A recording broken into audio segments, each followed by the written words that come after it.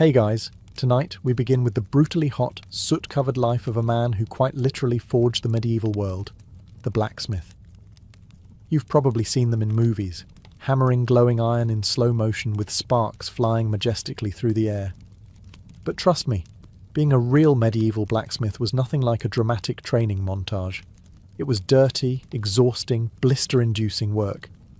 And in most cases, it absolutely sucked. So before you get comfortable, take a moment to like the video and subscribe, but only if you genuinely enjoy what I do here. And let me know in the comments where you're tuning in from and what time it is for you. It's always fascinating to see who's joining us from around the world. Now, dim the lights, maybe turn on a fan for that soft background hum, and let's ease into tonight's journey together. You were born into the noble, soot-covered lineage of medieval blacksmiths. No crowns, no land, no fancy titles.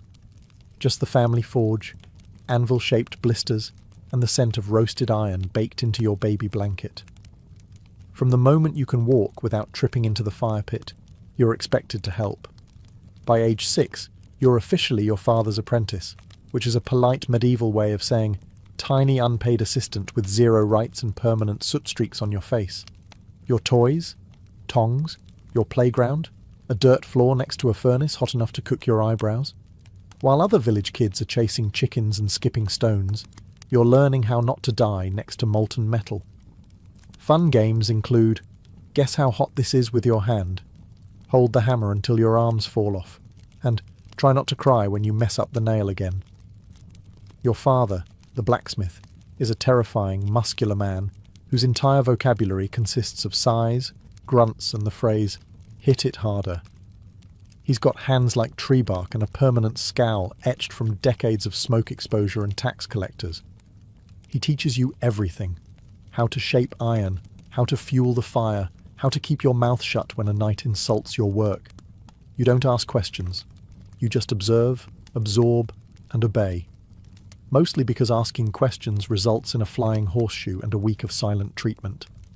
Holidays? Nice idea. You don't get those. The forge doesn't take breaks, and neither do you. Someone always needs something sharpened, fixed, or reforged. You learn quickly that free time is just the time between one job and the next. And while you're technically learning a trade, what you're really learning is pain tolerance, heat resistance, and how to fall asleep standing up. By the time you're 10, you already smell like iron, swear like a miner, and have arms strong enough to carry water buckets that weigh more than your dog, assuming the dog didn't run away from the noise 2 years ago. This is your life now. Welcome to the family business. Hope you like sweat, smoke, and 70 years of back pain. If you thought you'd get a few good years of playtime before the hammer came down, think again. Childhood, in the medieval blacksmith's world, is more of a suggestion than a phase. The moment you can lift a bucket without toppling over, you're drafted. Forget games, toys, or any concept of fun. Your playroom is a smoke-stained shed filled with sharp objects and open flames. Your jungle gym? A rack of tongs next to a pit of glowing coal.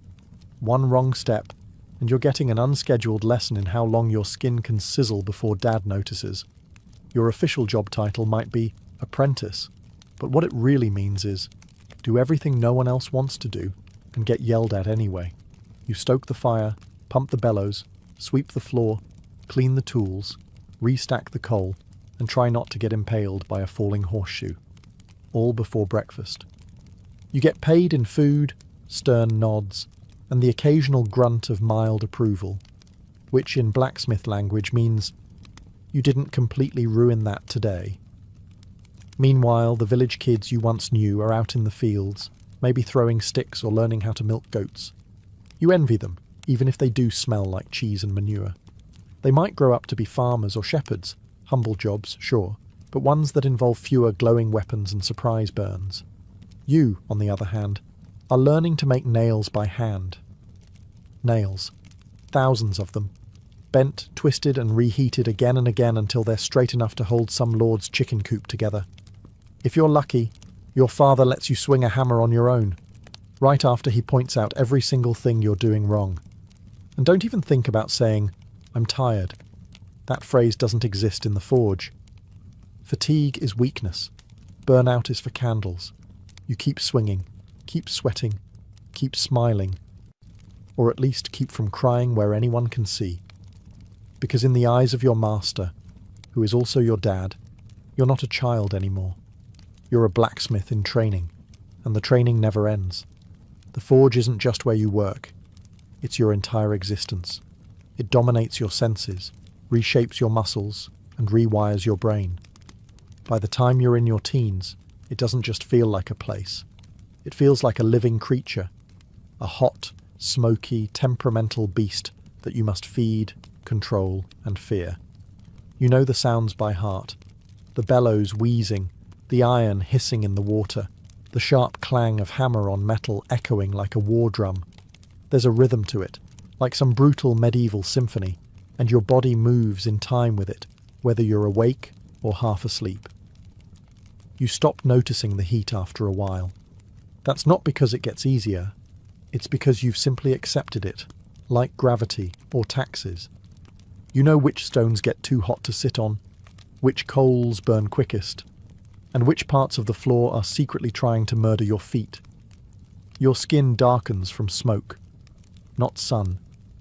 Your clothes, the same soot-stained tunic and leather apron you wear every day, smell like a mix of scorched wool, grease and desperation. You don't own many things, but you do own this forge. Not on paper, mind you. Your father still technically runs it, but in practice, it owns you. You start to forget what silence sounds like. The hiss, the clang, the crackle, it's constant. When the forge does go quiet, it's almost unsettling. You find yourself twitching like you're missing a beat in a song you've been forced to memorize since childhood. Your friends, assuming you've kept any, barely see you.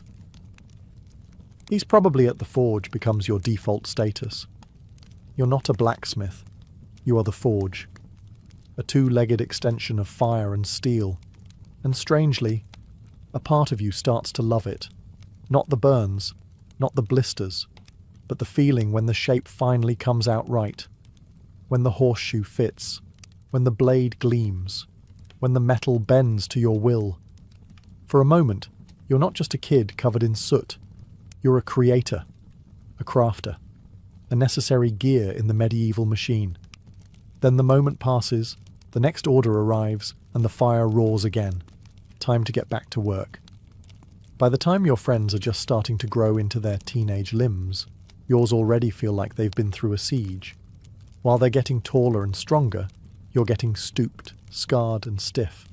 Your arms are thick, but not in a heroic knight lifting a sword way, more like teenager who's been repeatedly attacked by anvils. Your back?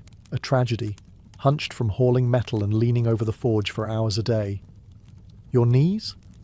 They creak when you crouch. Your shoulders pop every time you lift a hammer, which is every few seconds. So now that's just part of your personal soundtrack. And your hands? Let's talk about your hands. You used to have fingers. Now you have iron-tipped claws. They're blistered, cracked and stained with soot so deep, even the Nile couldn't wash it off. Cuts are common, burns are daily, and your fingernails? Half of them are permanently blackened or missing. When someone offers you bread, you hold it with the same delicacy you'd use to cradle a hedgehog made of glass, because every knuckle already feels like it's been cursed. There's no such thing as recovery time. Pull a muscle, keep working. Twist your wrist, use the other one. The forge doesn't care that your elbow is screaming. Iron doesn't wait politely while you rest. And let's not forget sleep. You'd think with a day full of hammering and hauling, you'd pass out easily. But no. Your muscles ache so bad you can't lie still. Your ears are still ringing from 10 hours of clanging. And your arms twitch with phantom swings like you're sparring ghosts in your dreams. You ache in places you didn't know could ache. You smell like pain. Even your pain has pain. And what does your father say about this? Good. You're learning. In a strange way, you are. You're not growing despite the pain. You're growing because of it. You're being hardened like the very metal you work, shaped by heat, pressure, and repetition. But make no mistake, by the time you hit adulthood, Your body feels like it already lived 2 lives and died halfway through both. And the worst part? You're just getting started. In most jobs, smoke is a problem. In your job, it's a co-worker, and a particularly rude one. The forge isn't just hot, it's a choking chamber, and every breath you take comes seasoned with the fine aroma of coal dust, scorched metal, ash, and regret. If you can see clearly more than 6 feet ahead, congratulations. Someone forgot to light the fire. There's no chimney, just a hole in the roof that leaks more smoke in than it lets out. You try opening a window. There is no window. Just soot-black walls, your father's coughing, and the occasional gust of wind that blows everything into your eyes anyway. Your lungs? Let's just say they've entered a long-term toxic relationship with smoke. At first, it burns. Then it irritates. Then one day, it just becomes normal. Coughing fits. Part of the rhythm. Black mucus. Not ideal, but hey, at least it's consistent. You've reached the point where clean air feels suspicious. Even your voice changes. You start sounding like a 60-year-old goat farmer who drinks boiling tar. Words are scratchier, breaths are shorter, and your throat always feels like it's hosting a dust storm. But you keep working, because you have to. And it's not just the smoke from the fire. There's metal dust from grinding, oil fumes from quenching, and sometimes burnt leather, charred wood, or whatever unfortunate material just dropped into the coals. You've probably inhaled 3 different types of poison before noon. Protective gear? Please. A rag tied around your face is the best you can do, and even that gets sweaty, gross, and somehow smells worse than the smoke itself. You take it off, and suddenly it's a little harder to breathe, but at least you're not gagging on your own sweat. Long-term damage? Of course. Asthma, black lung, early death. All part of the career package. But you're not thinking long-term. You're thinking about finishing that gate hinge before your father notices how crooked it is. In the world of a medieval blacksmith, air is just another burden. You don't breathe to survive. You breathe to keep hammering. By now, you've developed an intimate relationship with your tools, mostly based on pain, necessity, and mutual disrespect. Your hammer? It's basically an extension of your arm. You've named it. You've cursed it. You've swung it so many times that your shoulder now clicks when you raise it, like a haunted maraca. But without it, you're just a sweaty guy standing in a smoke-filled hut. The hammer makes you a blacksmith, and also makes you bleed. Regularly. Then there's your tongs, clumsy, hot, and always pinching you at the exact wrong moment. You've burned your fingertips more times than you've successfully picked up anything. The iron slips. The grip fails. You yell. Your dad tells you to grip it like you mean it. You consider throwing them into the fire just to teach them a lesson. Your chisel? It used to be sharp. Now it's mostly a suggestion of a blade, because you've used it to shape, split, scrape, and occasionally pry open stuck doors when your neighbours lock brakes. Files, awls, punch tools, rivet sets. Your tool bench looks like a medieval torture rack. And honestly, it kind of is. You've been jabbed, crushed, pinched, sliced, and impaled by every item you own. Your fingers have memory now.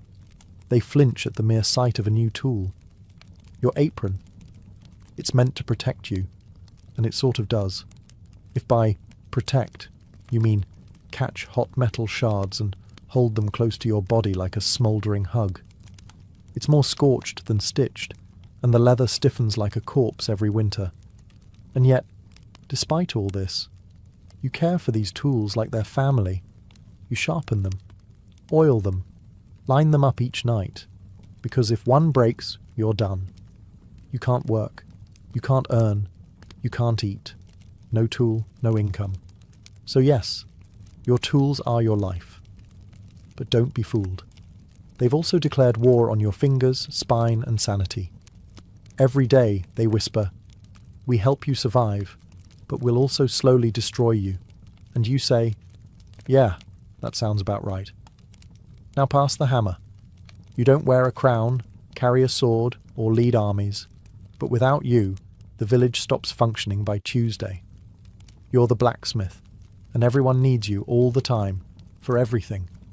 You're the medieval equivalent of customer service, tech support, and roadside assistance rolled into one soot-covered figure who smells like smoke and shame. The knight needs a new sword? You make it. The farmer breaks a plough? You fix it. A monk's bell cracks, a baker's oven door jams, a shepherd's gate latch won't close.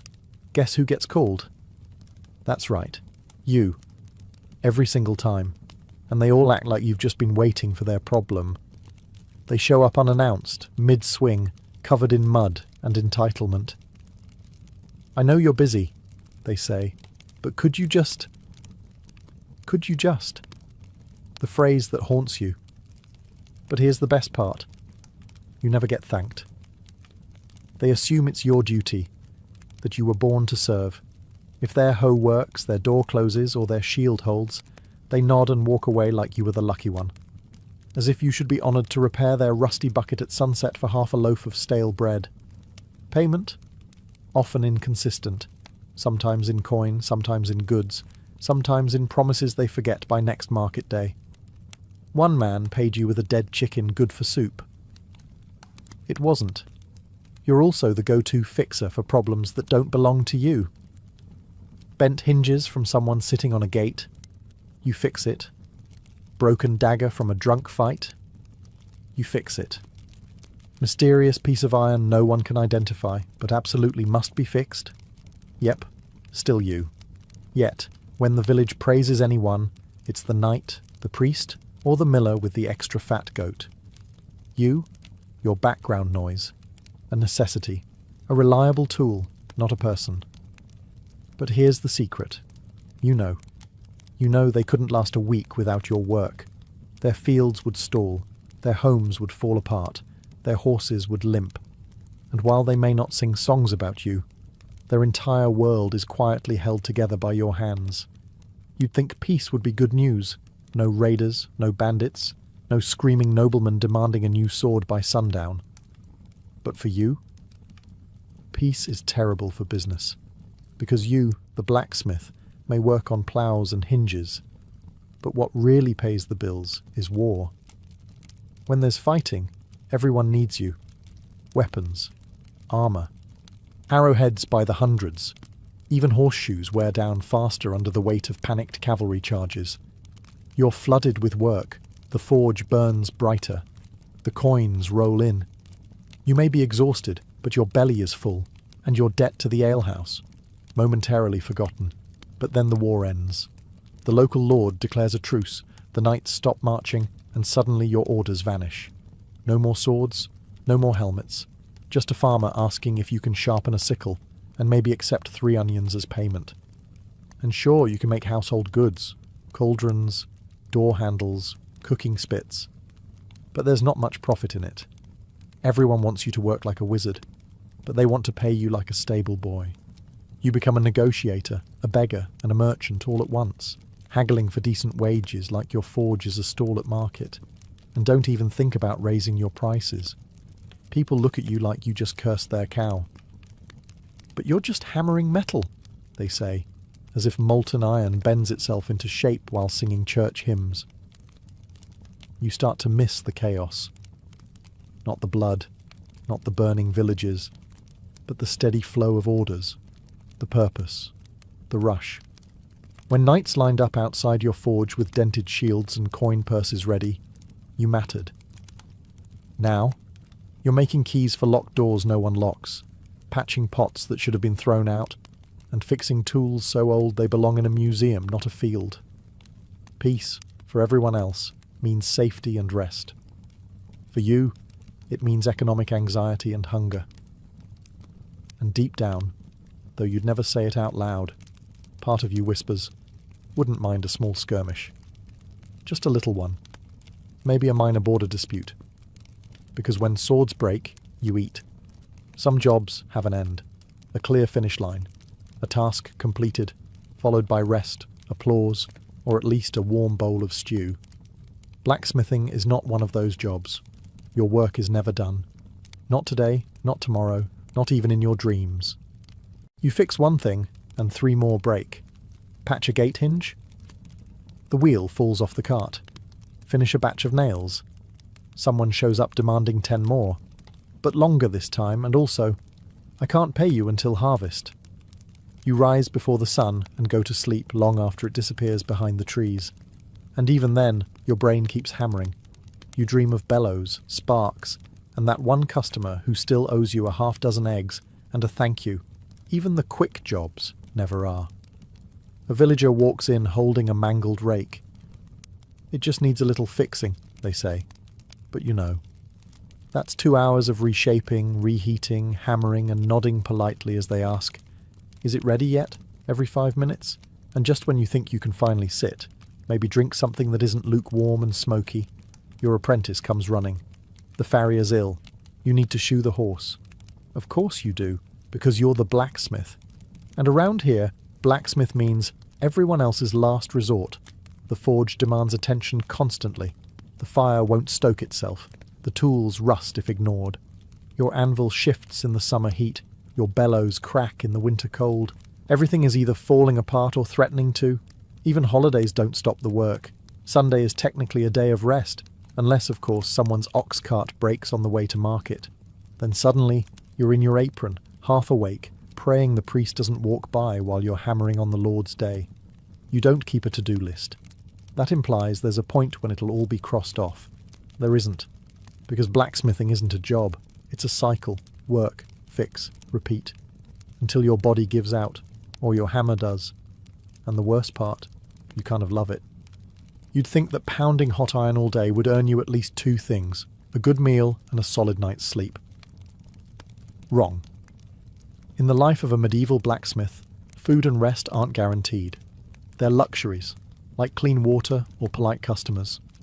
Let's talk food first. You work from sunup to sundown, burning calories like a runaway horse. And what do you get? A piece of coarse bread, a bowl of cold pottage that might contain yesterday's turnip, and maybe, a bit of salted pork if it's a special day, which it isn't. You eat standing up, one hand still clutching tongs, the other shielding your food from the forge's ash. Meals are rushed. Conversations are grunts. And if someone knocks on the door mid-bite because their latch is stuck, guess what? That stew's going cold. You don't eat to enjoy. You eat to survive. Fuel in, hammer out. Now let's talk sleep, or the cruel parody of it. When you finally crawl into bed, your hands are throbbing. Your back feels like it lost a bar fight. And your ears are still ringing from a full day of iron symphonies. Your bed? A straw-stuffed sack that's either too lumpy, too flat, or full of mysterious crawling things. Your blanket?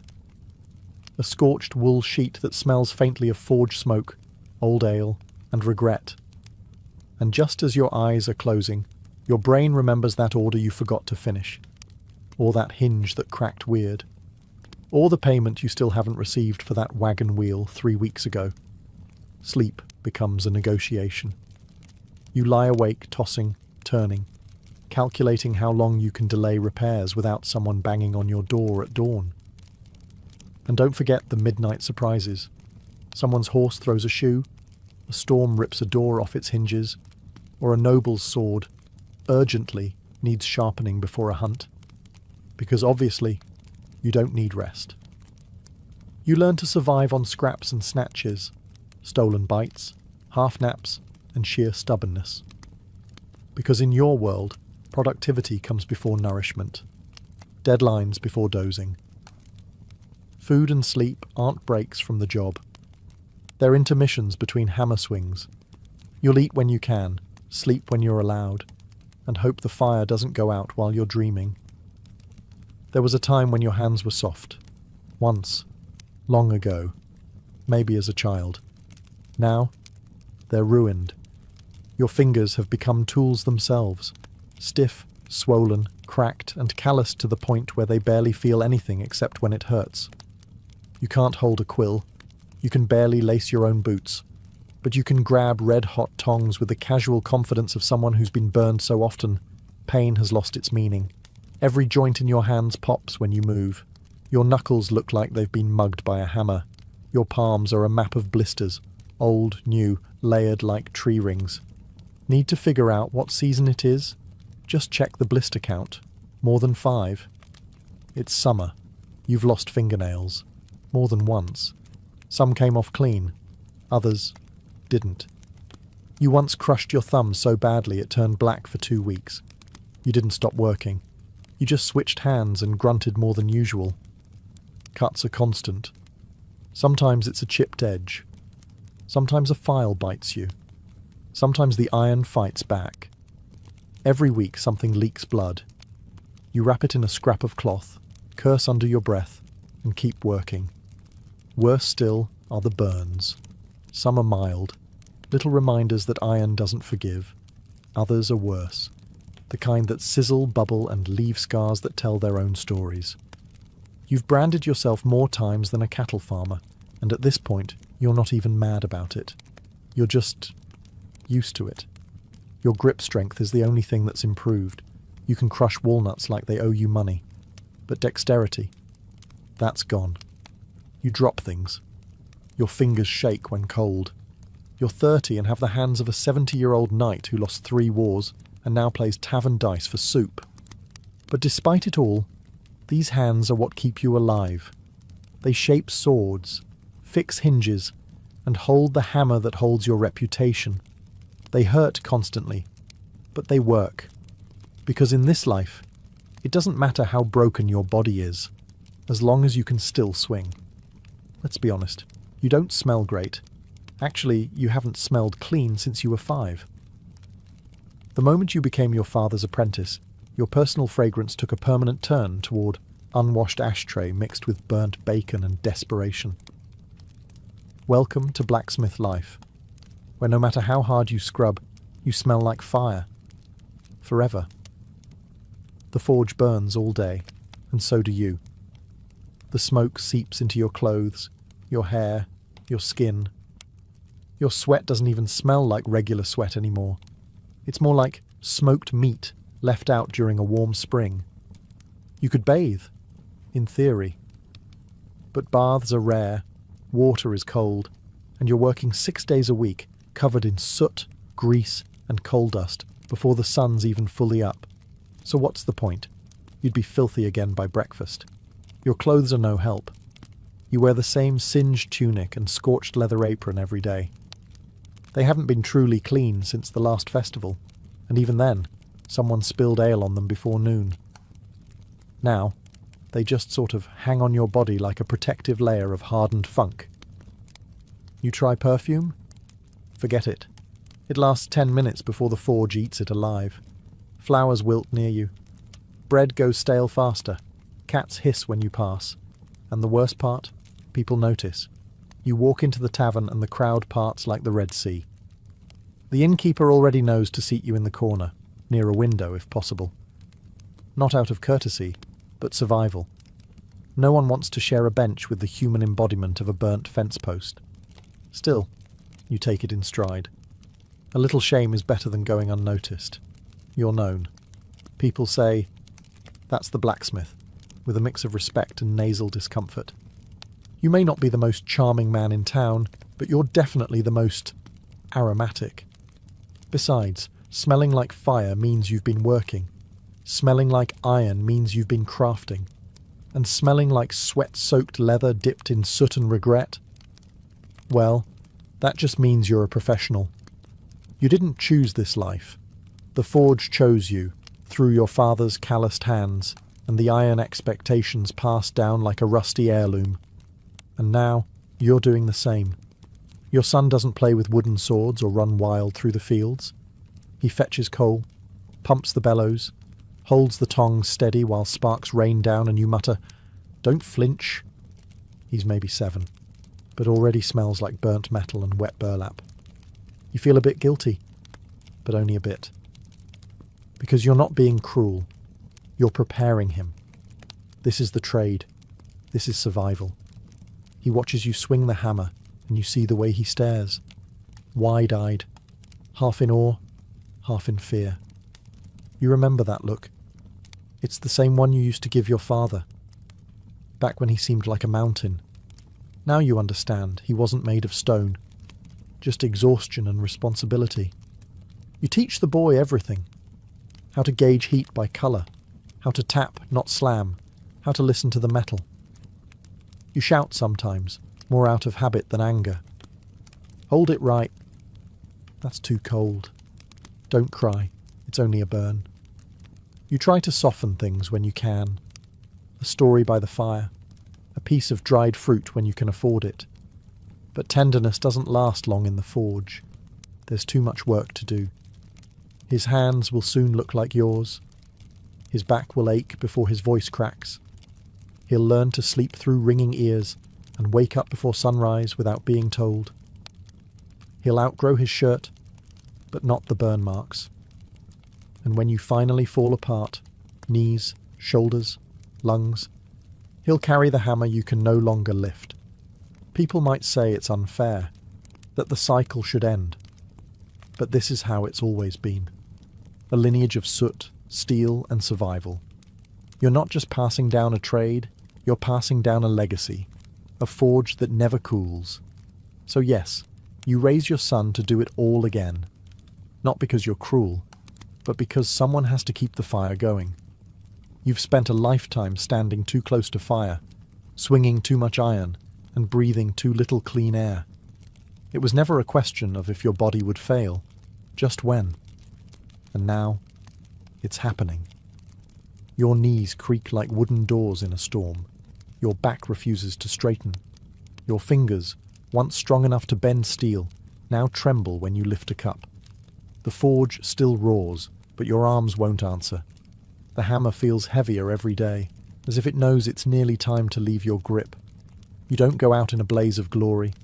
There's no heroic finale, no ballad. You simply slow down. You start handing tasks to your son. You sit more, watch more. He asks you questions, and for the first time, you struggle to remember the answers. The villagers start going to him now. They still nod respectfully when they pass you, but they talk to your boy. He's the one with the calloused hands now. The burns are fresh on him. The ache of the craft has shifted to new shoulders, and quietly, you're proud. You were never wealthy. You never owned land or books or fine clothes, but you were necessary. You kept swords sharp, wheels turning, gates swinging, and farms working. The world didn't thank you often, but it moved because of you. You likely won't see 50. Most blacksmiths don't. The damage piles up, lungs blackened from years of smoke, joints ground down like iron on stone, heart worn out from constant heat and effort. But when you're gone, your work stays. Nails in church doors, blades at noble hips, horses shod and ready to ride. You leave behind no titles, just tools, scars, and a son with a hammer. And that, in your world, is enough. They may bury you in a simple grave, no gold, no statue.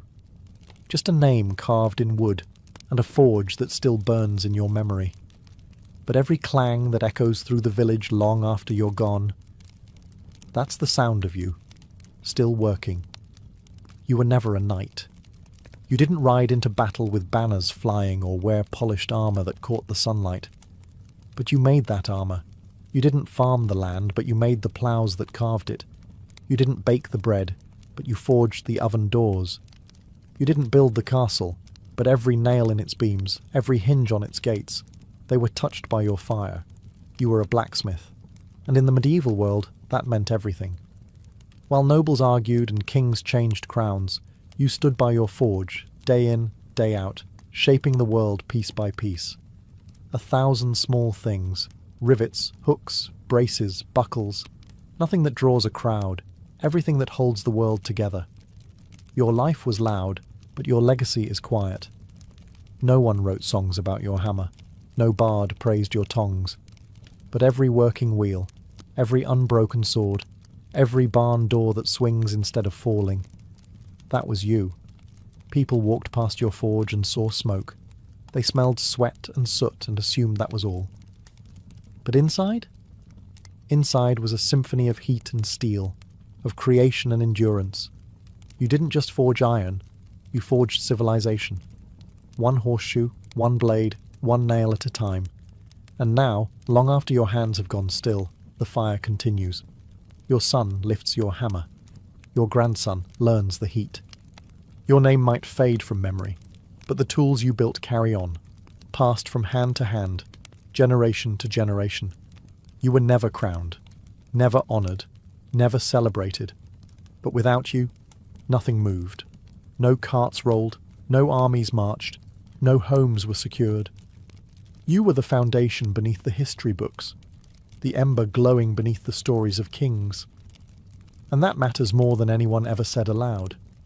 Because in a world made of wood, stone and willpower, you were the fire, the silent spark that turned raw ore into progress. You weren't just part of the world, you kept it turning. Long before alchemy was associated with secretive European laboratories and robed mystics whispering over bubbling flasks, it was something far more sacred and far more ancient. Its true origin lies not in medieval Europe, but in the shimmering heat of ancient Egypt, where transformation wasn't a trick of science, but a divine principle etched into every corner of life and death. The ancient Egyptians had a word for it, chemia. Derived from chem, meaning black land, it referred to the dark, fertile soil left behind by the annual flooding of the Nile. But this wasn't just a poetic nickname for their geography. It held deep spiritual meaning. To the Egyptians, black was the colour of potential, of richness, of raw matter waiting to be transformed. And so, the land of Egypt itself became a metaphor for the transformative power of nature. This is where the word alchemy, alchemia, would eventually be born. But alchemy in Egypt wasn't just about turning base metals into gold. That obsession came later. For the ancient Egyptians, alchemy was everywhere. It was in the ritual of mummification, where the body of the dead was carefully preserved, transfigured, and prepared for eternity. It was in the temples, where priests blended oils, herbs, and minerals into sacred elixirs. It was in the stars, in the soil, in the very act of cooking bread and brewing beer. Transformation, they believed, was the language of the gods. In fact, Egyptian alchemy was never purely physical, it was spiritual at its core. To change something outwardly, you first had to understand it inwardly. This idea would echo through the centuries in alchemical texts from all cultures. Some legends say that these early Egyptian alchemists were guided by a divine figure, Thoth, the ibis-headed god of wisdom, magic, and the moon. According to lore, Thoth revealed the secrets of creation, transformation, and the soul's journey beyond death. These secrets, it was said, were written on a mystical object known as the Emerald Tablet. But before we get to that, we have to recognize one truth. Alchemy began not as a quest for gold, but as a sacred science of life. In Egypt, it was the fire that gave rise to all others, and everything that came after, from Persia to Paris, would trace its roots back to this ancient fertile land. If ancient Egypt was the birthplace of alchemy, then Thoth was its divine midwife. In Egyptian mythology, Thoth wasn't just a god. He was the god of knowledge, magic, writing, time, and the very laws of the universe. With the head of an ibis and a moon disk above him, Thoth stood for equilibrium. And in a world obsessed with order and transformation, he was the sacred scribe of all hidden truths. According to myth, Thoth didn't just teach alchemy, he embodied it. The Egyptians believed he had authored thousands of books filled with divine wisdom. Most of these were never meant for mortal eyes. But one fragment of his knowledge would change history. The mysterious Emerald Tablet. Whispers of the Emerald Tablet have echoed through time like a riddle carved into the bones of civilization. Said to be inscribed in green crystal or emerald stone, the tablet was a short, poetic text, barely a dozen lines long. Yet those lines were believed to hold the ultimate key to transforming matter, spirit, and reality itself. It begins with a sentence that has haunted thinkers for centuries. That which is above is like that which is below, and that which is below is like that which is above. This simple line, the principle of correspondence, suggests that the microcosm and the macrocosm are mirrors. What happens in the heavens happens within the human soul. What changes in the lab echoes in the cosmos. The Emerald Tablet didn't hand out instructions for making gold. It handed out a worldview. It said, "The world is not fixed. Everything can be refined, elevated, transmuted. Not just lead into gold, but ignorance into wisdom, chaos into harmony, the mortal into the divine." The tablet also speaks of the one thing, the source of all creation, and how it rises from the earth and descends from the sky, carrying the power of all things in its wake. Many saw this one thing as the philosopher's stone, others as the soul, the ether, or even consciousness itself. But perhaps the greatest mystery wasn't the content of the tablet, but who could understand it. You had to be more than a scholar. You had to be a seeker. And it was this sacred riddle, gifted by Thoth, that would survive the fall of Egypt and pass like a torch across borders and ages. First to Persia, then to the world. As Egypt's golden age faded, alchemy did not vanish. It migrated. Travelling along trade routes, carried by scribes, mystics and conquerors, it passed into the hands of another ancient empire, Persia. But this was not merely a transfer of knowledge. In Persia, alchemy underwent a transformation of its own, one that blended spiritual fire with philosophical depth. The backbone of Persian alchemical thought was deeply shaped by Zoroastrianism, one of the world's oldest monotheistic religions. At its heart was the concept of duality, a constant battle between light and darkness, truth and falsehood, purity and corruption. Fire, the purest of all elements in Zoroastrian belief, wasn't just a symbol, it was sacred. It burned in temples, representing divine wisdom, and that fire would light the crucibles of early Persian alchemists. But while spiritual ideas burned bright, it was a Greek-Egyptian mystic named Zosimos of Panopolis who gave alchemy its first real voice, one that still echoes today. Living in Roman Egypt around the 3rd or 4th century CE, Zosimos was no ordinary philosopher. His writings fused technical descriptions of furnaces, stills, and elixirs with strange visionary journeys. In his most famous dream, he sees himself dismembered, burned, and transformed in an alchemical furnace. But rather than horror, this vision is divine. It's the symbolic death of the self, the purification of the soul. Zosimos didn't think alchemy was just about changing metals. He believed the alchemist must themselves be transformed. Just as base matter must be broken down before becoming gold, the alchemist had to suffer, purify, and transcend. In his words, alchemy was a mystery of spirit and matter alike. He introduced the idea of spiritual alchemy, a concept far ahead of his time. Zosimos's writings are full of strange symbols: lions devouring serpents, men melting into coloured vapours, divine beings emerging from fire. These weren't chemical notes. They were metaphors for the soul's journey toward perfection. Zosimos was also one of the first to stress that true knowledge couldn't be bought or memorized. It had to be earned. The path of the alchemist was a path of discipline, suffering, and revelation. His influence would ripple across centuries and continents. And though many of his texts were lost or misunderstood, one thing was clear. Alchemy was no longer just a proto-science. It had become a sacred philosophy. As the embers of ancient knowledge flickered across the remnants of Egypt, Greece, and Persia, a new empire rose, and with it, a golden age of wisdom. Under the banner of Islam, from the 8th to the 13th century, a vast intellectual renaissance began. While Europe descended into the Dark Ages, cities like Baghdad, Cairo, and Cordoba became sanctuaries for philosophy, mathematics, astronomy, and alchemy. At the heart of this revival stood a man whose name would become legend, Jabir ibn Hayyan, known in the West as Geber. More than a chemist, more than a philosopher, Jabir was a fusion of both. Often called the father of chemistry, his contributions to alchemy were so profound that they laid the foundation for modern science itself. Working in the courts of the Abbasid Caliphate in the 8th century, Jabir approached alchemy not as mysticism, but as a structured, testable discipline. He introduced laboratory methods still recognizable today: distillation, crystallization, sublimation. He invented new instruments, refined acids, and wrote over 100 texts, blending philosophy with chemical experimentation. But he didn't abandon the spiritual roots of the craft.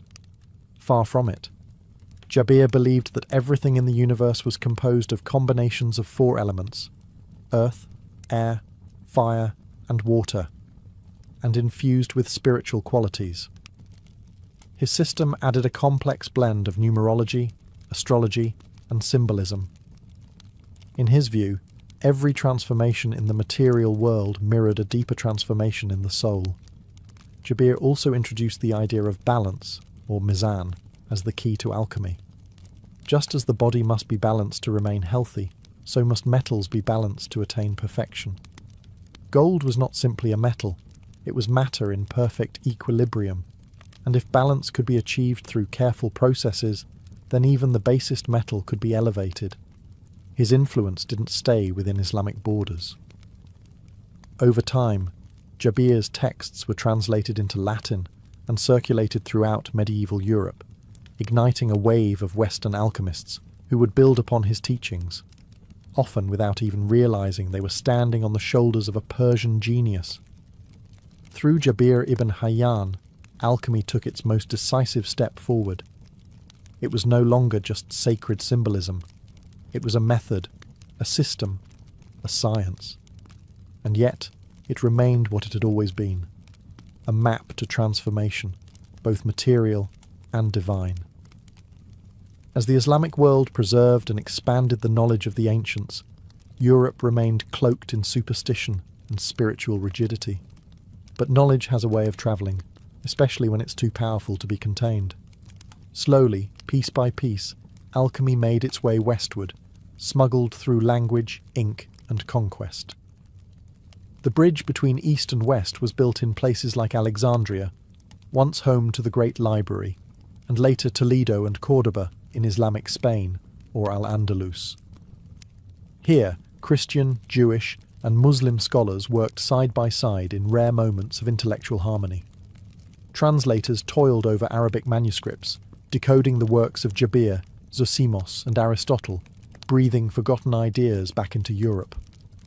By the 12th century, Europe was starving for knowledge. The rediscovery of these ancient texts, especially on alchemy, was nothing short of a cultural detonation. But what arrived wasn't the practical science of chemistry alone. It was alchemy in its fullest form, a fusion of spirit, matter, and meaning. Monasteries began hiding strange manuscripts behind sacred scripture.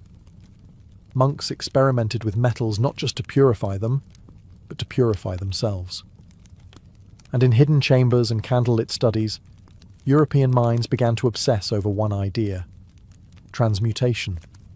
The notion that base metals could become gold, and that the human soul could do the same. One of the most influential texts to reach Europe was the Turba Philosophorum, or Assembly of the Philosophers, a mysterious dialogue among ancient sages discussing the secrets of nature. Then came the Picatrix, a massive Arabic grimoire filled with astrological and alchemical symbolism. These works didn't just pass on recipes, they carried worldviews, and those worldviews planted seeds in curious minds. The Latin translations of these texts circulated quietly, often disguised as religious or philosophical treatises to avoid accusations of heresy. After all, alchemy posed a threat. It challenged the fixed order of things. If lead could become gold, could a peasant become noble? Could man become divine? The church watched with suspicion, but alchemy's allure was too strong. It offered a hidden path to perfection, outside of dogma, outside of authority. By the late Middle Ages, Europe had taken the torch. The flame that once burned in Egypt, Persia, and Baghdad now flickered in castles, monasteries, and secret societies. Alchemy had crossed the threshold, and it was about to evolve again. By the late Middle Ages, alchemy in Europe had transformed into something almost mythic. It was no longer just an intellectual pursuit, it was a holy quest. And at the heart of that quest lay one object, one idea, one obsession: the philosopher's stone. The stone wasn't just a chemical substance, it was a mystery wrapped in allegory, hidden in symbols and cloaked in riddles. Said to have the power to transmute base metals into gold and grant immortality through the elusive elixir of life, the philosopher's stone became the most sought-after artifact in Western esoteric tradition. But to those who truly understood alchemy, the stone was not physical, it was spiritual. In alchemical manuscripts it went by many names: lapis philosophorum, the red stone, the powder of projection. Some claimed it was a literal red crystalline substance. Others insisted it was a metaphor for spiritual awakening. But all agreed, it was the key to ultimate transformation. Alchemists believed the universe itself was a living organism constantly striving toward perfection. Metals, too, were alive, growing slowly in the womb of the earth. Lead was simply immature gold, and just as nature evolved toward balance, man could evolve as well. The philosopher's stone was the accelerant of that evolution. European alchemists like Albertus Magnus, Roger Bacon, and later Paracelsus devoted their lives to understanding the processes of nature in pursuit of this ultimate truth. They built furnaces, studied astrology, collected rare minerals, and wrote cryptic texts filled with serpents, suns, dragons, and kings, all metaphors for the stages of inner and outer transformation. The stone's creation was said to follow a path called the magnum opus, or great work.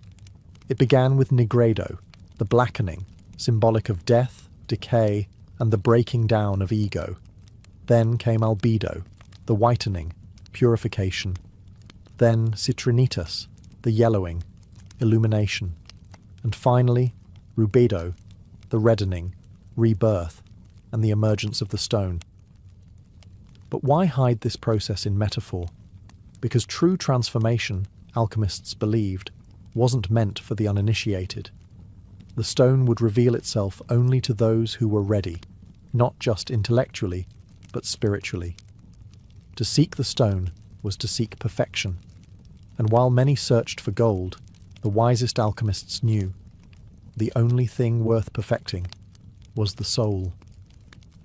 As alchemy took deeper root in medieval Europe, it began to slip into the shadows. What was once open dialogue in temples and scholarly exchanges in courts now became hidden practice. The reasons were many: religious scrutiny, political fear, and the simple fact that alchemy's language had become a secret code, decipherable only to the initiated. The Church, wielding enormous power, saw in alchemy both promise and danger. While some Christian mystics embraced it, seeing the transmutation of metals as a mirror of Christ's resurrection, others condemned it. The idea that man could manipulate nature, even achieve spiritual ascension outside of divine grace, was heretical.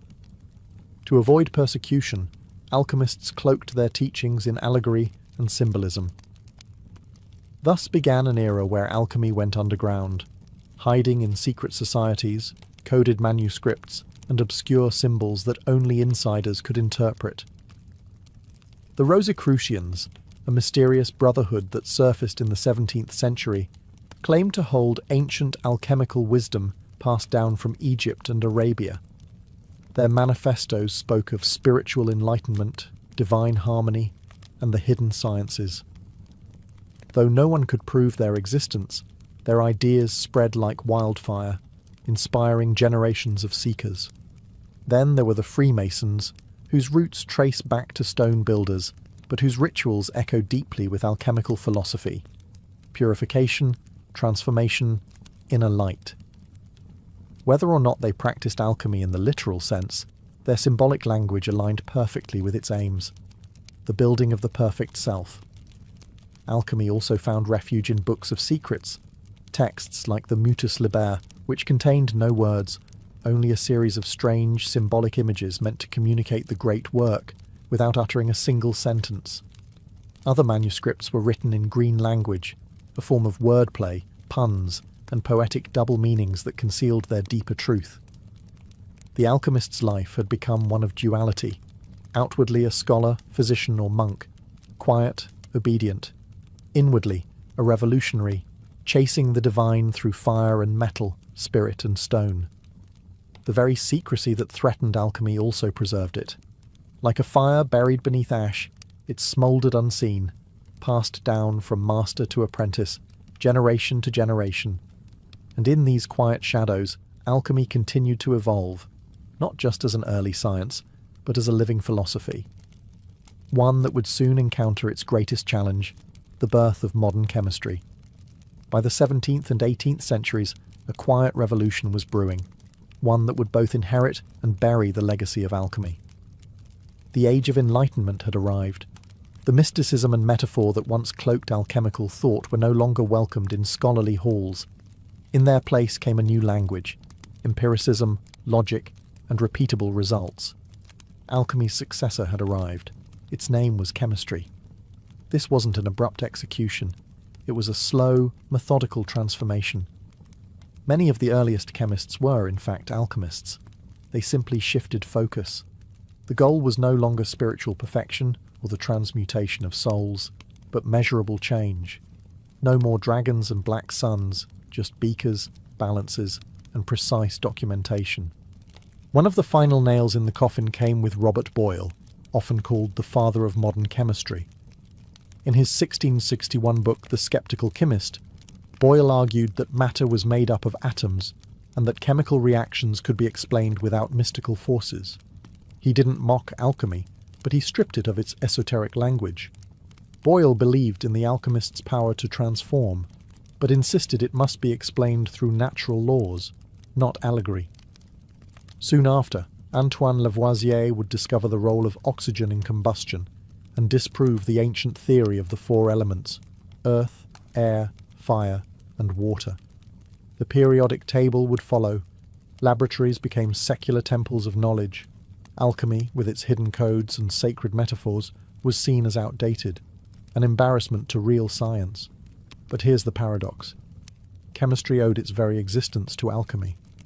The tools, the techniques, the curiosity, it all came from the furnace of that ancient craft. Alchemy had walked so that chemistry could run. Still, the world was changing.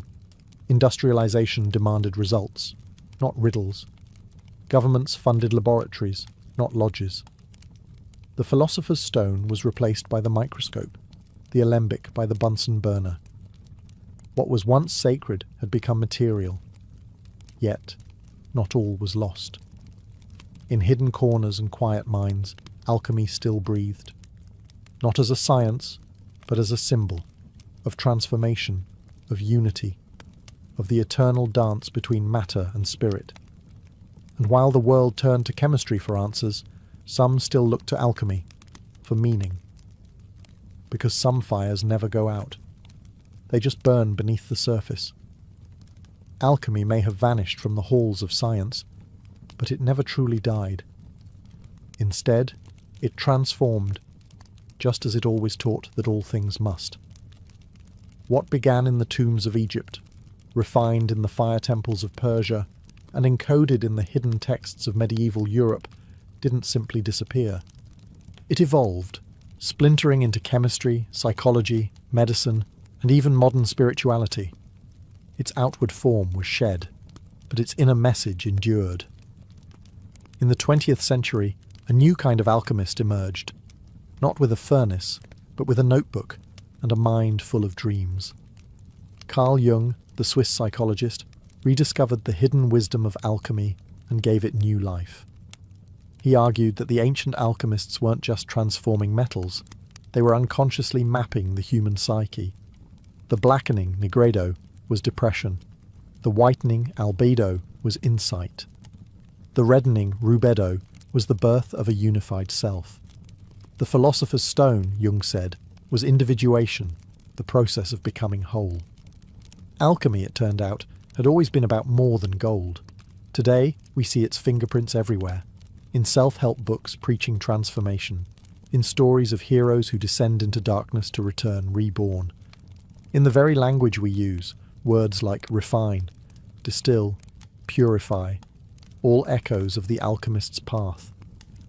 Even in science, the spirit of alchemy lingers. Chemists still transmute elements in nuclear reactors. Physicists speak of dark matter and unified fields, with the same wonder alchemists once had for ether and quintessence. The search for the fundamental building blocks of the universe continues, only the language has changed. But perhaps the true legacy of alchemy lies in its insistence on wholeness. It never separated spirit from matter, or science from mystery. It taught that the transformation of the world begins with the transformation of the self, that behind every experiment was a sacred question. Who are you becoming in the process?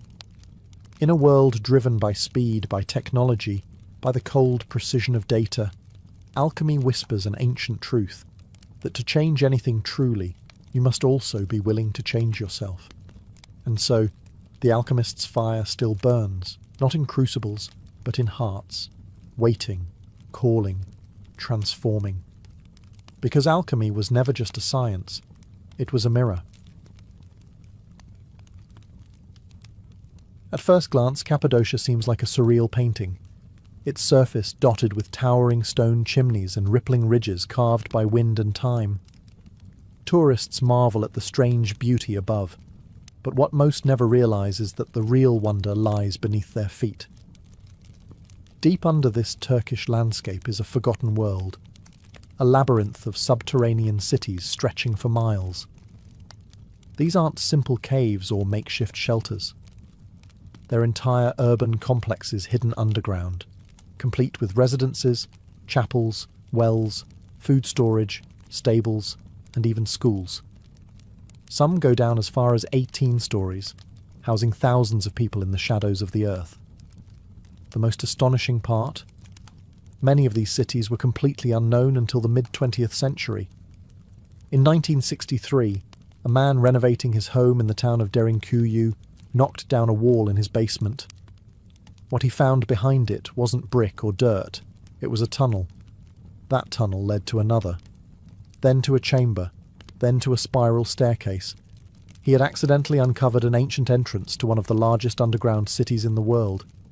It was as if an entire civilization had chosen to vanish beneath the ground, leaving behind no sign except silence. But Derinkuyu was just one of many. Over the decades, archaeologists have identified hundreds of underground settlements throughout Cappadocia, at least 40 major ones, interconnected through narrow corridors and secret escape routes. These weren't random burrows. They were deliberately planned and engineered. Massive stone doors could seal off passageways from the inside. Ventilation shafts brought fresh air from the surface. Wells tapped into underground aquifers, ensuring fresh water even under siege. Why would anyone build something so elaborate under the earth? That question has haunted historians for years. Theories abound. Were these cities hiding spots from invading armies? Monastic refuges? Secret spiritual sanctuaries? Or were they something far older, far stranger? Whatever the reason, one thing is clear. Cappadocia wasn't just a region, it was a refuge. A world beneath a world. A place where thousands could disappear from the surface and live their lives entirely underground. And the deeper you go into these cities, the stranger the story becomes. To understand why people built cities beneath Cappadocia, we first need to understand the land itself, because Cappadocia is no ordinary terrain. Millions of years ago, a series of violent volcanic eruptions buried central Turkey under layers of ash. That ash hardened into a soft, porous rock known as tuff, a material light enough to carve with basic tools, yet strong enough to hold its shape over centuries. Rain and wind shaped it into strange formations. Fairy chimneys, conical towers, mushroom-like spires. The entire region looked like something torn from a dream, or a different planet. But ancient people didn't just marvel at the rock, they worked with it. early settlers realized that this volcanic stone was a gift.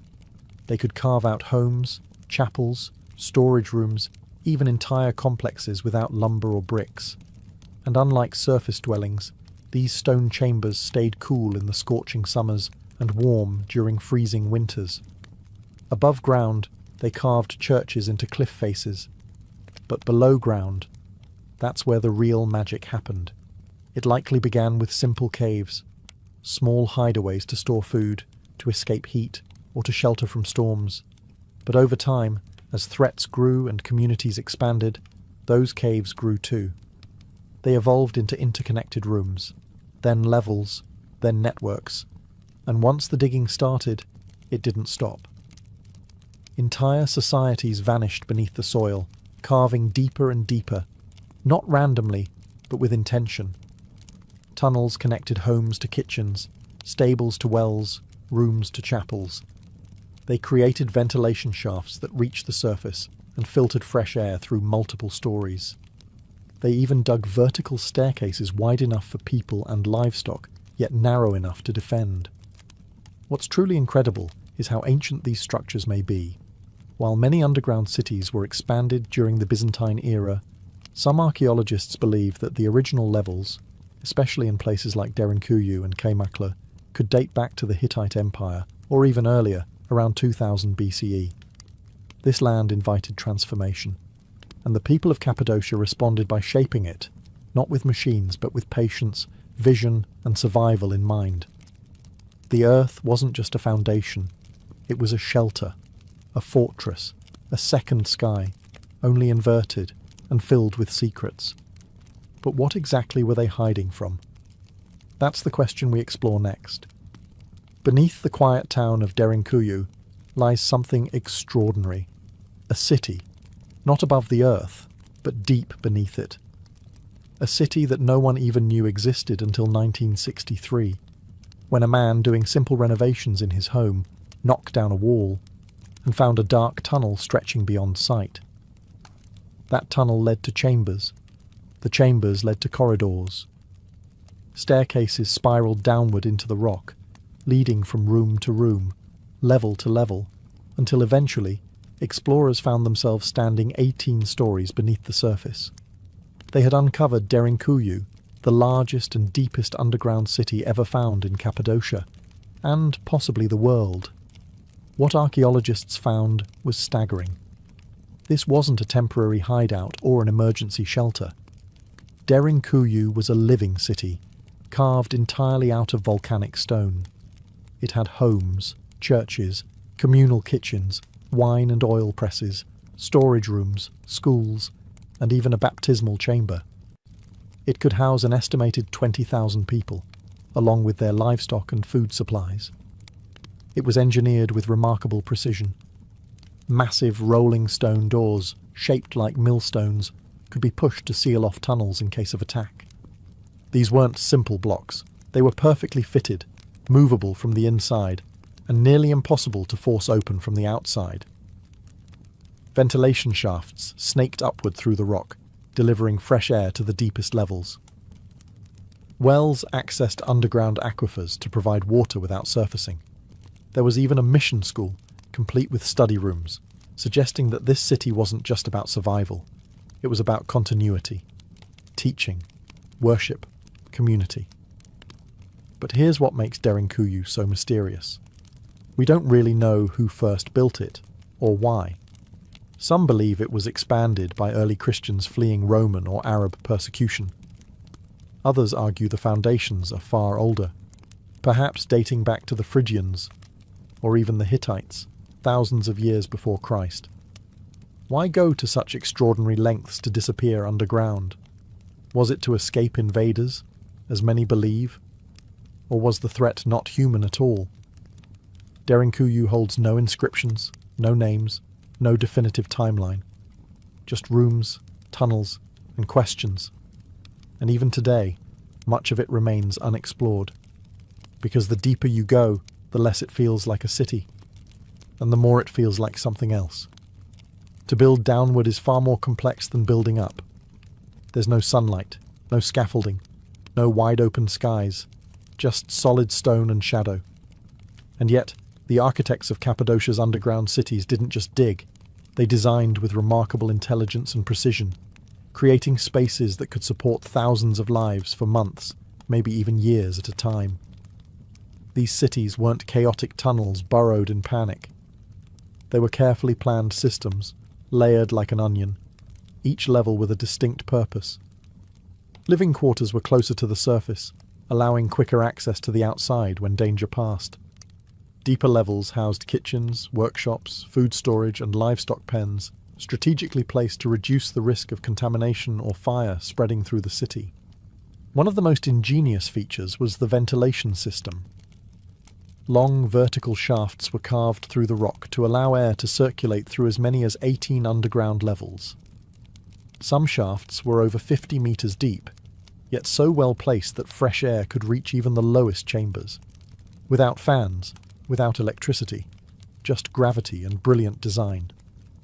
Water was another key to survival. The cities were built around natural aquifers. Wells could be accessed from within, ensuring that even in a siege, residents wouldn't need to emerge for water. In some cities, the well shafts were sealed off from the surface entirely to prevent poisoning by attackers. There were communication tunnels too, some leading to smaller satellite chambers, others connecting to nearby underground cities. In times of danger, messages or people could be moved through the earth itself. And the defense mechanisms were both simple and effective. Narrow corridors that forced invaders to approach single file. Trap doors that could be dropped. Hidden escape routes leading into valleys or riverbeds. Most famously, the rolling stone doors. Massive, round slabs that could be rolled into place to seal off a passage in seconds. From the outside, they looked like part of the wall. From the inside, they were a last line of defense. Every decision, every design, pointed to one truth.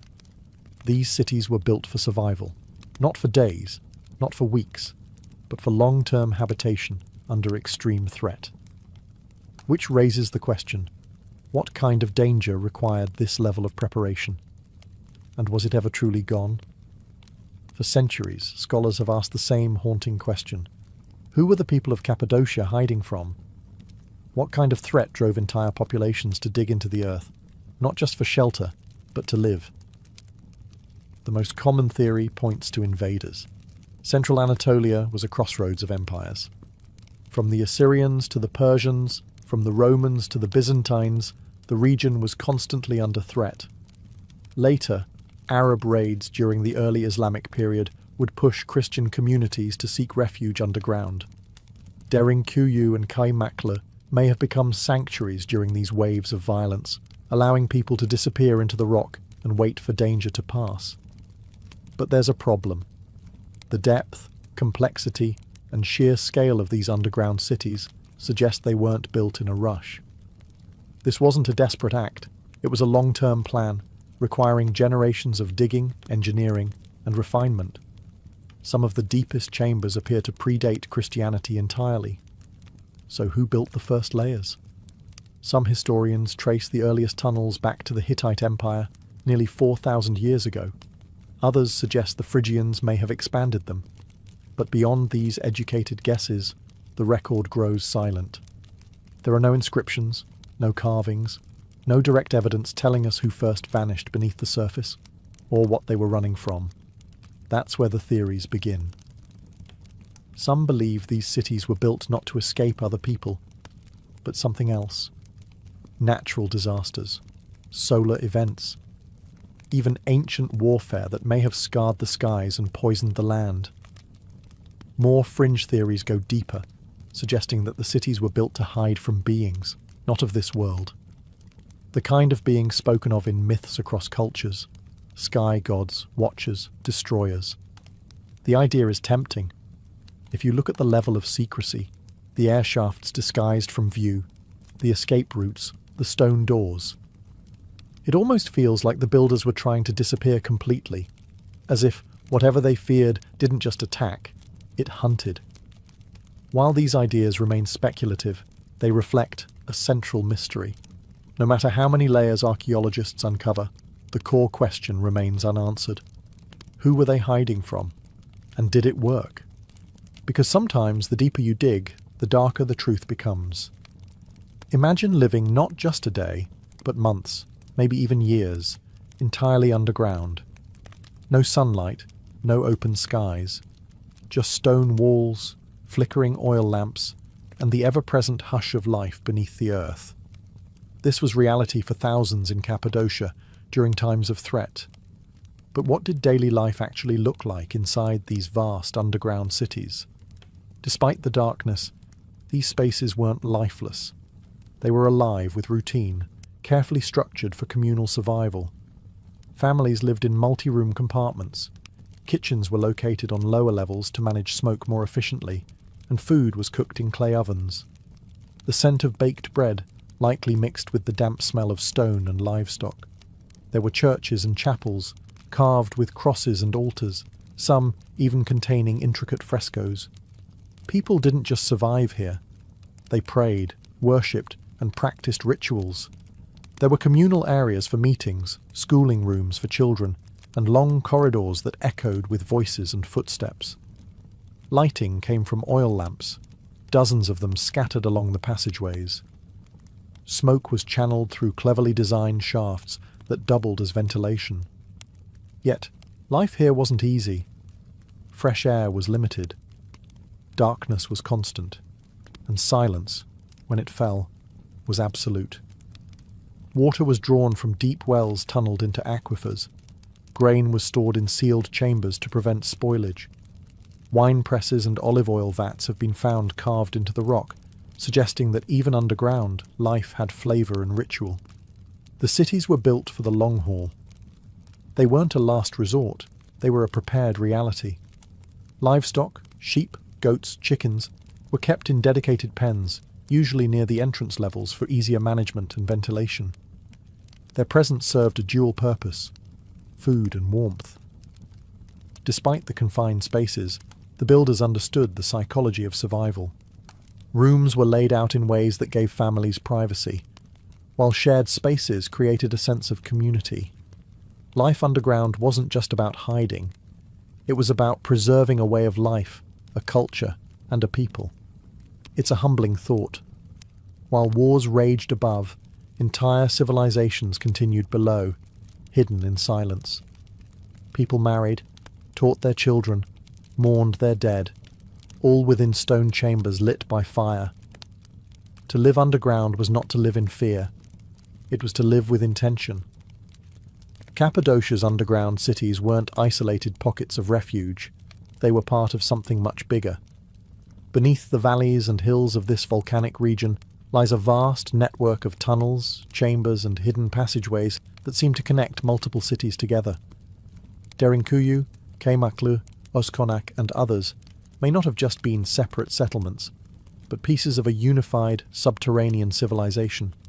Some of these tunnels stretch for kilometers, weaving beneath the countryside like veins under skin.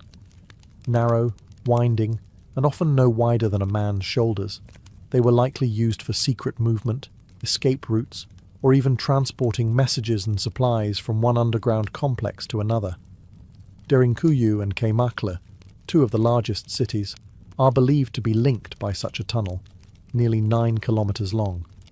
That's not just impressive engineering, it's evidence of coordinated planning on a scale rarely seen in ancient architecture.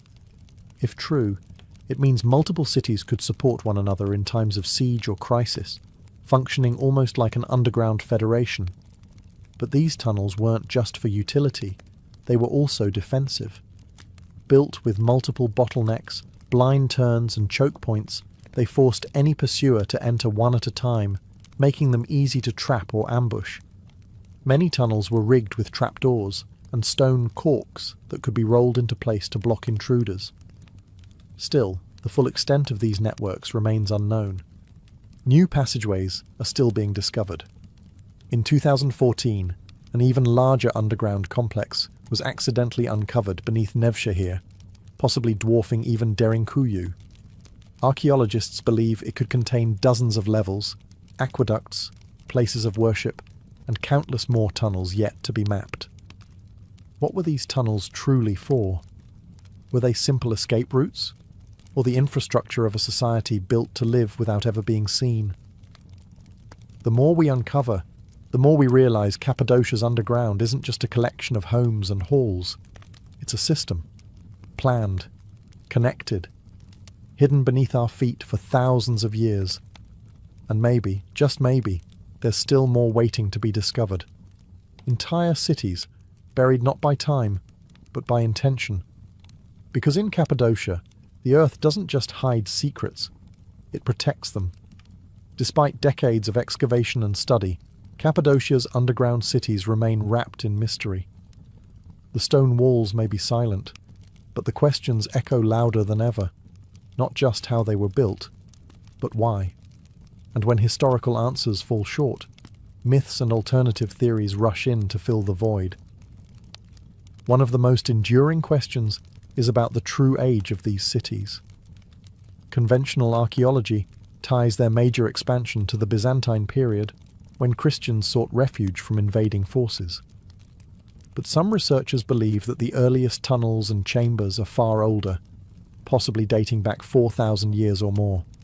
If that's true, what kind of threat existed so long ago that would drive people underground? Enter the theories. Some suggest these subterranean cities were emergency shelters from natural cataclysms, massive floods, solar flares, volcanic winters, or ancient climatic disasters. The layout of the cities, self-sufficient, hidden, and sealed, could be interpreted as long-term survival bunkers, prepared for environmental collapse. Others look to cosmic explanations. Ancient astronaut theorists argue that early civilizations may have built these cities to hide from entities they described as gods, beings who descended from the sky and ruled with fearsome power. Could the underground cities have been a shield from something not of this earth? One local legend speaks of giants that once roamed the surface, driving people below. Others tell of fire from the heavens and enemies that came with burning eyes. To the modern ear, these may sound like metaphors, or memories distorted by centuries of oral tradition. But they hint at something terrifying enough to push entire cultures into the rock.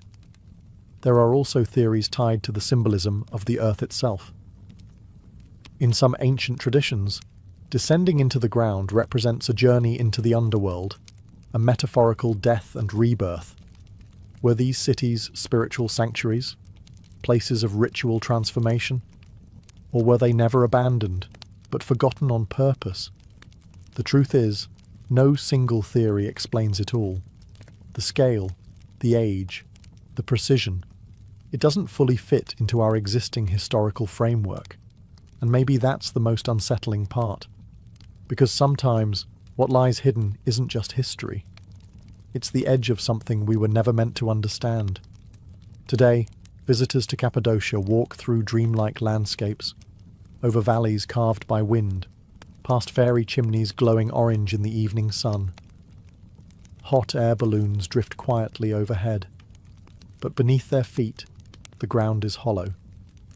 Beneath the beauty lies a world carved in darkness, one still holding its breath after thousands of years. The underground cities are now open to tourists. Visitors descend narrow stairwells, pass through low-arched tunnels, and stand in rooms where people once lived in silence, waiting for danger to pass. And yet, only a fraction has been uncovered. Some chambers remain sealed, some tunnels collapse into shadow, some doorways lead nowhere, or so it seems. These aren't just ruins. They're testaments. Proof that people will do whatever it takes to survive, to protect their children, to preserve their beliefs, to vanish when the world turns hostile. And in that act of vanishing, they left behind a kind of message, not written in language, but in stone. We don't know their names, we don't know their stories, but we know this. They were planners, engineers, visionaries. They created something that could endure centuries of silence, something that might have been meant never to be found. Cappadocia reminds us that history isn't always on the surface. Sometimes the most profound truths are buried, on purpose, hidden from conquerors, hidden from the curious, hidden, maybe, from time itself. And what remains? Mystery. Mystery in the perfect fit of the rolling stone doors. Mystery in the air shafts that still pull wind from the deep. Mystery in the miles of unexplored tunnels, still untouched, still dark. Maybe the real purpose of Cappadocia's underground world will never be known. Maybe it isn't meant to be. But as you walk through those chambers, with the weight of rock above and the silence pressing in, you feel something ancient stirring, a presence, a whisper, not of fear, but of endurance. Because when the world above was chaos, the people of Cappadocia looked down and chose to survive in the dark, together. And the earth, it seems, has kept their secret well. To the ancient world, sleep was not an escape from reality. It was an entryway into something deeper. Dreams weren't dismissed as random thoughts or figments of imagination. They were taken seriously. In fact, they were considered messages, sometimes warnings, sometimes prophecies, and often direct communications from gods or spirits. For ancient civilizations, the boundary between the physical and spiritual world wasn't sharp. It was porous, and in sleep, that boundary grew thin. The act of dreaming was sacred, mysterious, and often terrifying. It was during those quiet, vulnerable hours of the night that the divine could reach into the human mind. And what it whispered, or roared, could shape the course of a king's decision, a priest's ritual, or a city's fate. In almost every early culture, from the river valleys of Mesopotamia to the temples of Egypt and the academies of Greece, dreams held an elevated status. People believed they were being visited, not by fantasy, but by real forces with real consequences. Dreams could foretell war. They could reveal betrayal. They could offer healing or demand sacrifice. Ignoring a powerful dream wasn't just seen as foolish, it was dangerous. The dreamer, then, was not just a sleeper. They were a messenger, a vessel temporarily opened to cosmic truths. And in some cases, that dreamer became a prophet, chosen by the gods. Entire professions were devoted to understanding dreams. Priests, shamans, oracles, and seers all learned to read the symbols that emerged in the night. A snake in a dream could be a symbol of transformation or a deadly omen. A rising sun could promise victory or deception, depending on the context. Each culture had its own codes, but the belief was universal. Dreams mattered. Even today, fragments of that ancient wisdom linger. We speak of following our dreams or waking up to a realization. But in the ancient world, dreams weren't poetic expressions. They were maps, warnings, sacred intelligence delivered while the conscious mind slept. This was the world before Freud, before REM cycles, before science tried to measure what the ancients already feared and revered. Because to them, the dream world was real, and to walk through it was to walk with gods. The first civilization to leave written records of dreams were the Sumerians, who lived in Mesopotamia over 5,000 years ago. They didn't view dreams as random images.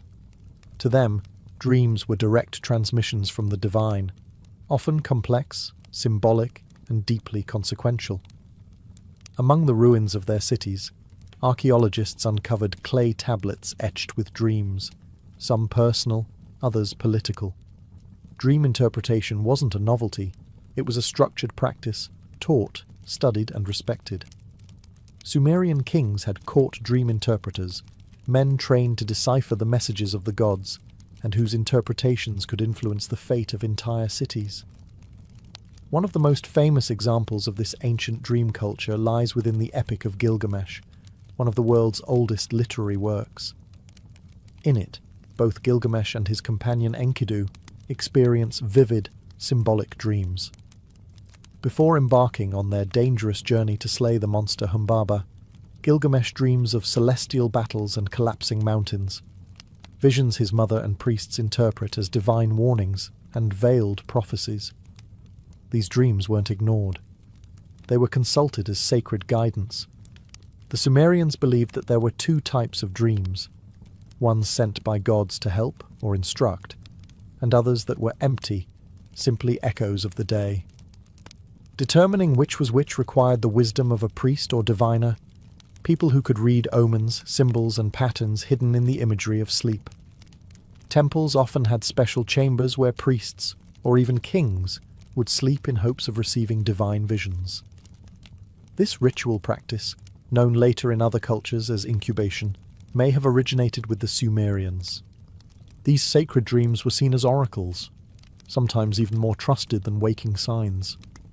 Dreams could also serve as political tools. A ruler claiming divine dreams could strengthen his legitimacy or justify major decisions. The gods told me in a dream wasn't just spiritual. It was power. In the Sumerian worldview, the universe was alive with meaning, and dreams were its language. Every image, whether a storm, a lion, or a falling star, carried cosmic significance. And in a land where gods walked among men, to dream was to listen. To ignore those dreams was to risk the wrath of the heavens themselves. To the ancient Egyptians, dreams were not just messages.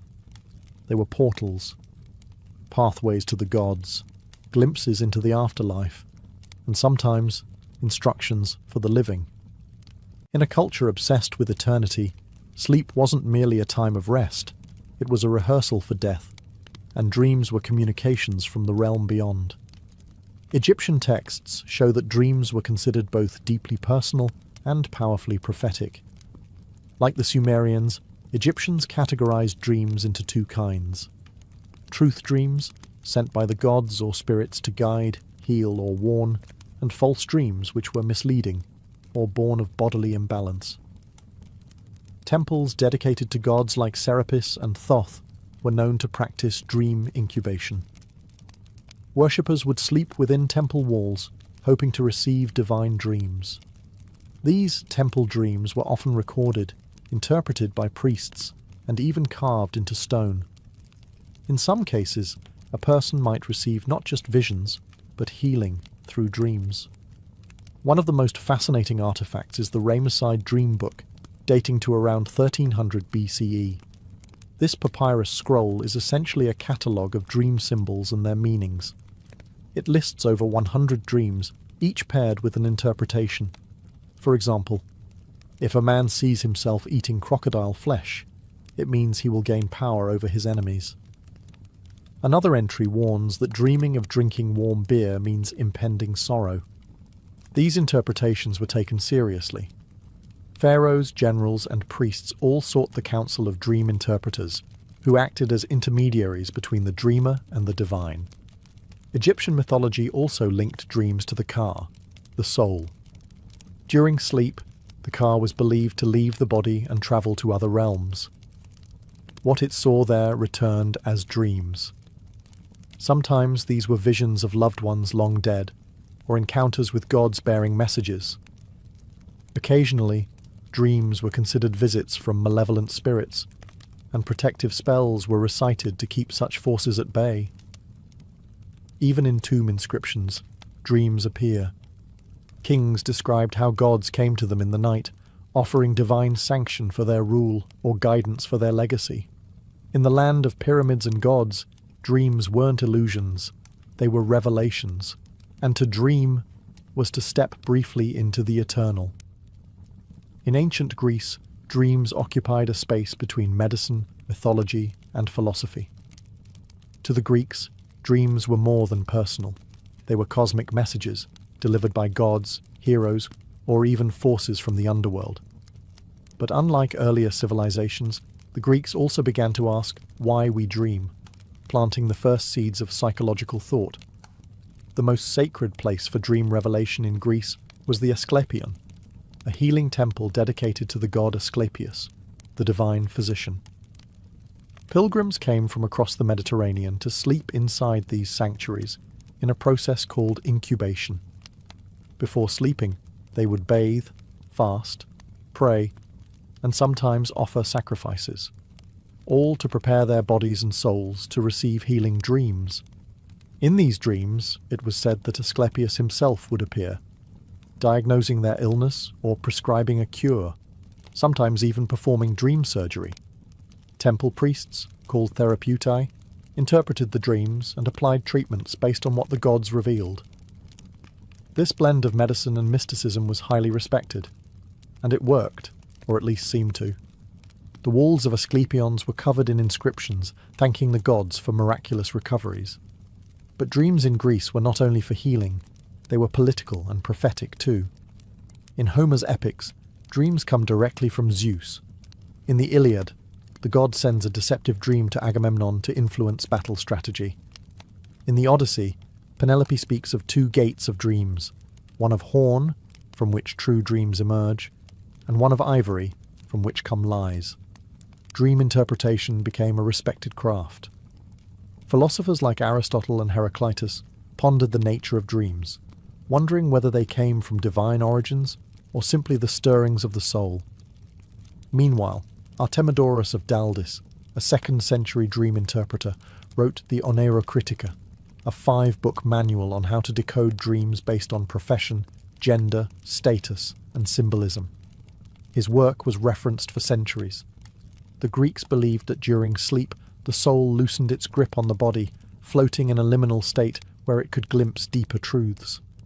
Whether sent by gods or born from inner reflection, dreams were never meaningless. To the Greeks, to dream was not just to see visions. It was to momentarily touch the divine mind. In the ancient world, dreams weren't just reflections of the mind. They were often believed to be prophecies. Many civilizations saw the dream state as a space where time unraveled, allowing the future to bleed into the present. To dream was sometimes to witness fate before it arrived, and that knowledge carried both great power and deep responsibility. Across Sumer, Egypt, and Greece, history is filled with rulers, generals, and prophets who acted based on their dreams.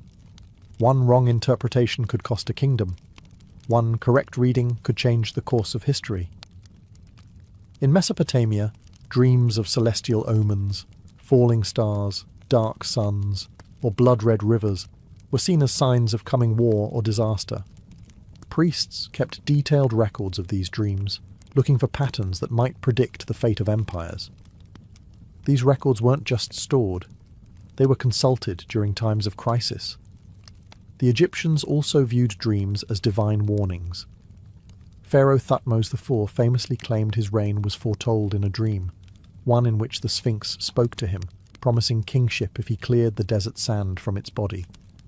Whether fact or political storytelling, that dream secured his legitimacy in the eyes of the people.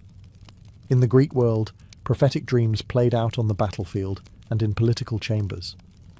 Before major decisions, leaders sought omens, either through dream incubation or by consulting oracles like those at Delphi, who often dreamt as part of their rituals. Even Alexander the Great was said to have dreamed of the Egyptian god Serapis before conquering Persia, taking it as a sign of divine favour. But prophecy wasn't only for kings. Everyday people also believed dreams could foretell marriage, childbirth, illness, or death. Artemidorus's Oneirocritica included thousands of such interpretations. Dreaming of losing teeth, a death in the family, dreaming of flight, a sudden change in fortune. The belief in prophetic dreams gave ordinary people a sense of access to the divine, a glimpse into the hidden threads of fate. But it also created anxiety. What if you missed a warning? What if you misunderstood? In a world where gods whispered in dreams, sleeping wasn't just a private act. It was a conversation with destiny. In the ancient world, healing didn't always come from herbs or blades. It often came from dreams. Sacred healing sanctuaries, known as dream temples, existed across many ancient cultures. Here, the sick didn't just seek medicine. They sought divine intervention. And the treatment began not with potions, but with sleep. The most famous of these were the Asclepians in ancient Greece, dedicated to Asclepius, the god of healing. But this wasn't a Greek invention alone. Earlier civilizations in Egypt and Mesopotamia also believed that dreams could reveal cures or offer spiritual purification. These temples weren't places to escape illness. They were places to encounter the source of healing, often through a divine dream. The process was called incubation. A pilgrim would purify their body through fasting, bathing, or ritual sacrifice, before lying down in a sacred chamber, usually at night. The goal was simple but profound: to dream with intent, to open the self to divine contact. In these dreams, gods or spirits would appear, offering advice, cures, or even performing dream surgeries. Some dreamed of snakes coiling around their bodies, sacred symbols of Asclepius. Others saw themselves bathed in light or touched by divine hands. When they awoke, temple priests, trained dream interpreters, would listen, translate, and prescribe actions based on the dream.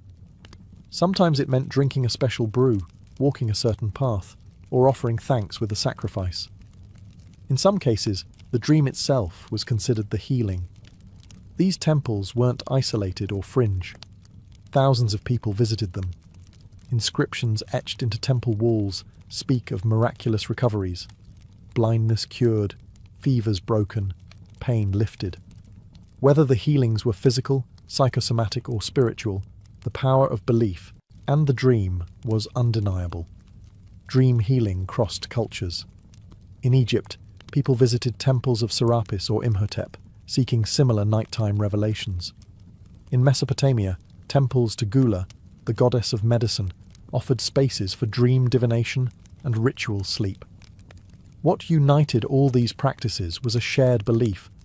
The body and soul were connected, and the soul spoke most clearly in dreams. Healing wasn't just about the flesh. It was about harmony between the human and the divine. In these sanctuaries of silence, dreams weren't just seen as stories. They were medicine. In the ancient world, the realm of dreams was not only a place of prophecy or healing, it was also a space where the dead could speak. Many ancient civilizations believed that dreams provided a rare and sacred moment when the veil between the living and the dead grew thin. To dream of a departed loved one was not seen as a simple expression of grief or memory. It was often believed that the spirit of the deceased had truly returned, bearing messages, warnings, or unresolved requests. These dream encounters were powerful, emotional, and deeply significant. In Egypt, where the afterlife was central to belief, dreams were thought to offer a direct link to the underworld. The soul, or Ka, was believed to travel freely during sleep, even visiting the dead. If a deceased family member appeared in a dream, it could mean they were displeased, in need of offerings, or simply reaching out with guidance. Egyptians sometimes wrote letters to the dead, left in tombs or shrines, asking for protection or help, hoping the request would be answered in a dream. In Mesopotamia, dream encounters with the dead were treated with reverence and caution. The dead were believed to retain power in the afterlife, and a dream visitation could be a sign that something was amiss, perhaps a neglected burial ritual or an unfulfilled vow.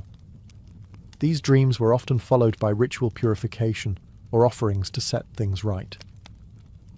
The Greeks also took dreams of the dead seriously.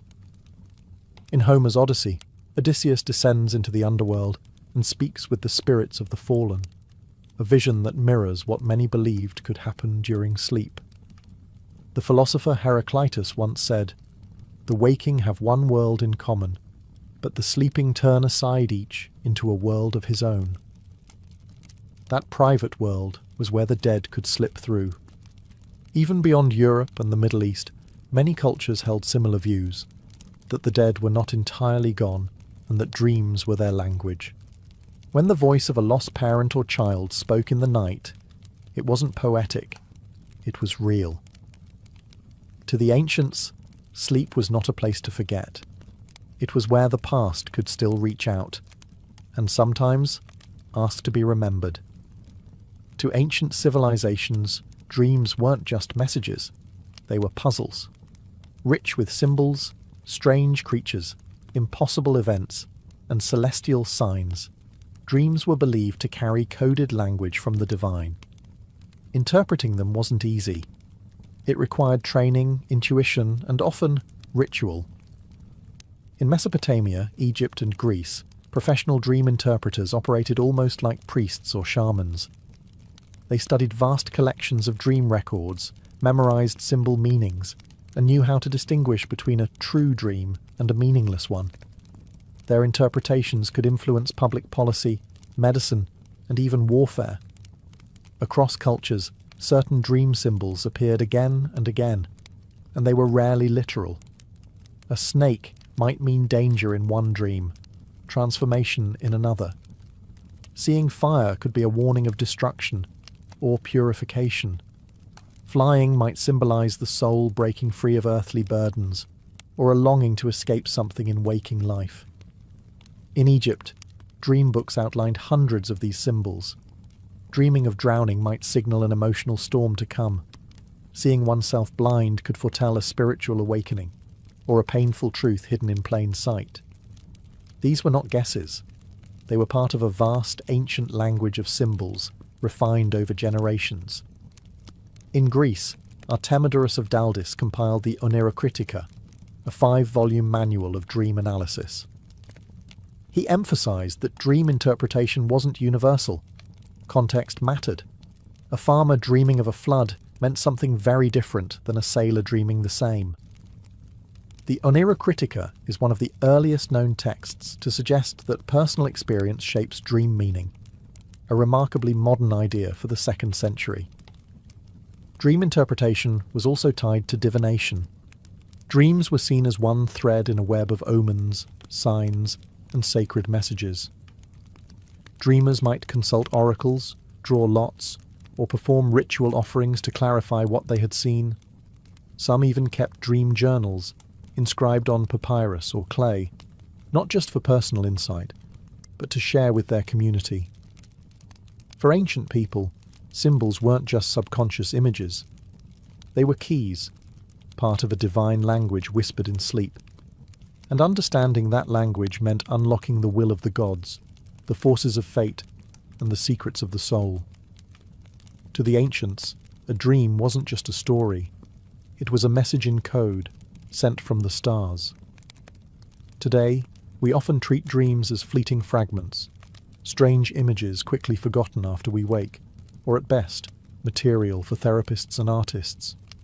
But to the ancients, dreams were far more than mental noise. They were sacred, structured, and respected. They offered guidance, healing, connection with the dead, and glimpses of the divine. Dreams were a part of the fabric of life, woven into medicine, religion, and governance. So what happened? As science and rationalism rose, particularly in the post-Enlightenment West, dreams were reclassified. No longer messages from the gods, they became neurological byproducts, electrical impulses, memory fragments, or emotional processing. The sacred became clinical. The symbolic was reduced to chemical. But even now, in moments of grief, change, or deep intuition, dreams still matter. We still search them for meaning. A dream of a lost loved one can bring closure. A recurring nightmare can reflect stress or a truth we don't want to face. Modern psychology, beginning with Freud and Jung, tried to reclaim some of that ancient understanding, recognizing that dreams hold power, even if we no longer call it divine. What the ancients understood is that the dream world is not separate from life. It is a mirror reflecting not only our fears and desires, but something bigger, something eternal. Whether it was a god speaking from the darkness, a warning about tomorrow's storm, or the voice of a parent long buried, dreams offered something society could not provide during waking hours. A conversation with the unknown. And maybe that's what we've lost. The humility to listen to what sleep might be trying to tell us. Across time and civilization, one belief remained constant. Dreams are not random. They are doors. And the question isn't whether they're real, it's whether we're willing to walk through them. In every ancient temple, every scroll and tablet, we hear the same whisper: pay attention. Close your eyes, not to forget the world, but to understand it. Because in the silence of night, when the noise of the world fades, we might just hear what the Sumerians Egyptians and Greeks already knew. That dreams are not echoes of the mind. They are the language of the soul,